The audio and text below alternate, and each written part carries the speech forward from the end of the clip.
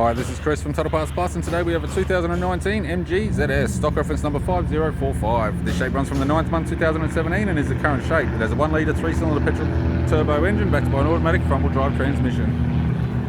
1-litre 3-cylinder turbo petrol engine.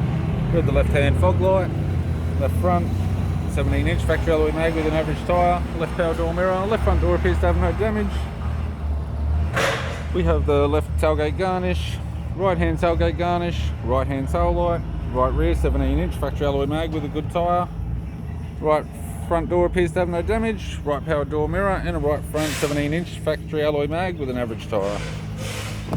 With the driver's side door trim, power window master switch. This vehicle is fitted with black leather interior, automatic center console, automatic gear shifter, heated controls, sat nav display screen, interior mirror, courtesy lamp, sunglass holder type, left hand sun visor, right hand sun visor, instrument cluster, and a tidy 3-spoke leather steering wheel with cruise audio and phone buttons. I'm Chris from Total Parts Plus, and I'd like to thank you for watching this video.